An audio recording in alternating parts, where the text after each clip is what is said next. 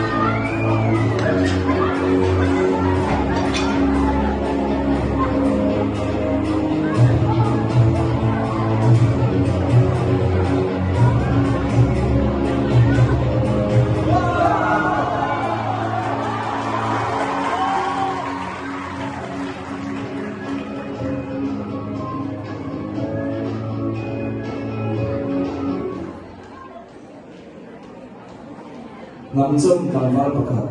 lan fadu ang ai so na wa lalin an suan alo lang ya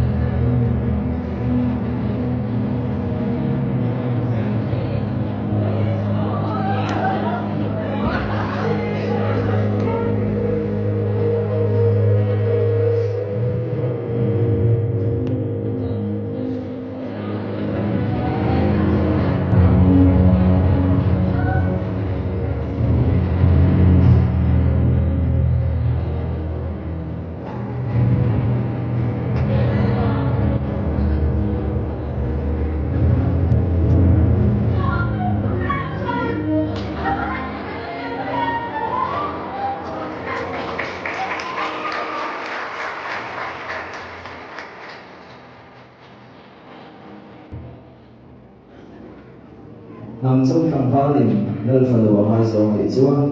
ác khí đã tụ làm công hai số đi ăn tiêu xì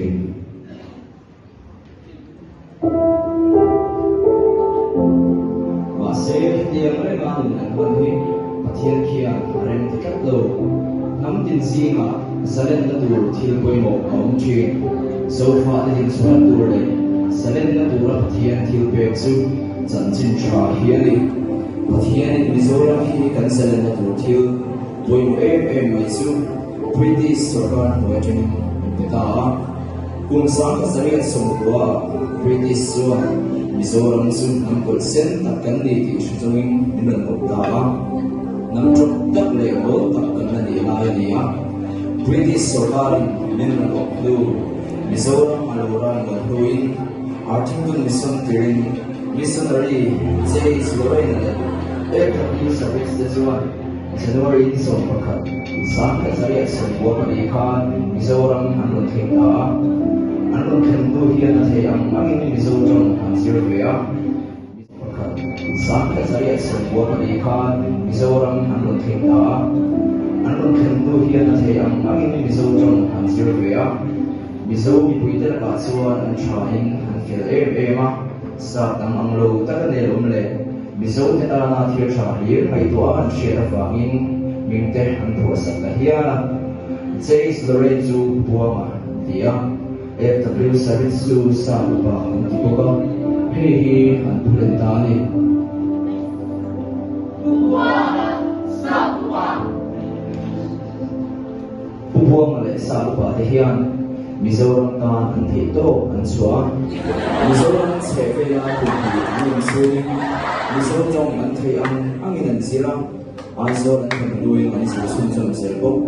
Mizoram pupuang le sa upa ta sara Mizoram te suan March sang ta sariat sum ko pali khan AOB hi kan lo le ta ni April ni khat sang ta sariat sum ko pali ya Mizoram a skill master an hongbok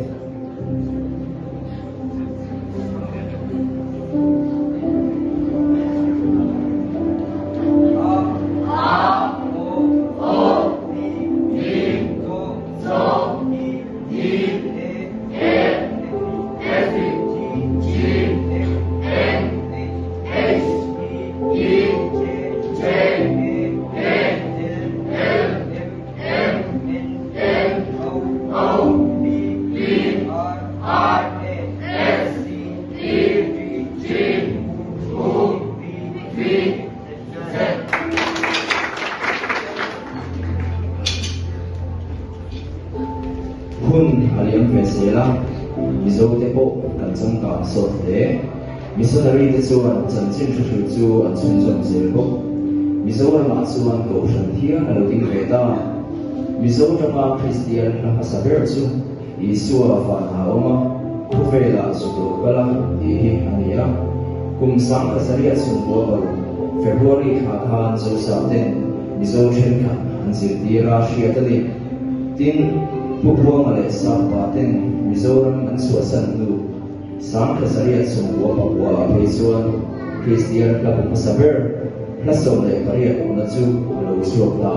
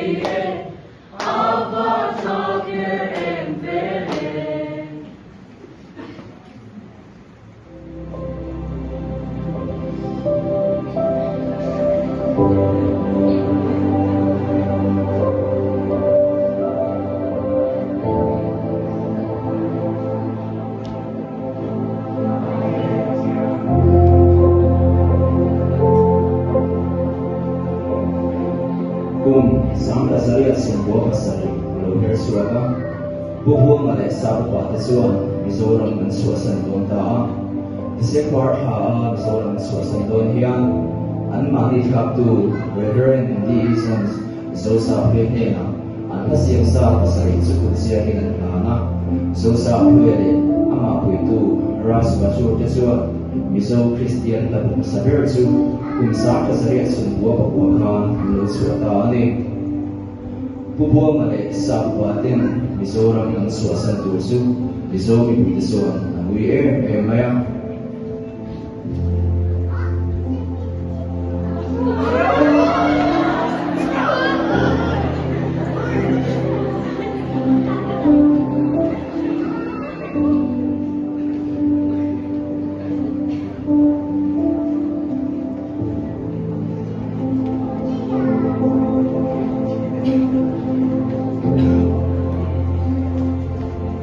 engking huama mizoram bantu tehi pamuta zo fa ta suan tura thiam thil be chu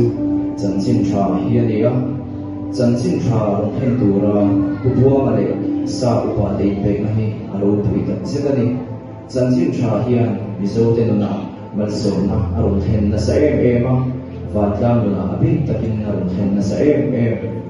chanchin tha hen tur kan missionary tehi kan mai luin kan ma sang ema pathian man ruwa mizo tin soi pam tu te hi khuwa shia tring ni to ang ato peradan chuan heng sung sang ai poimo min khumaya min chandam tu ro pui per pathian ki shere ngu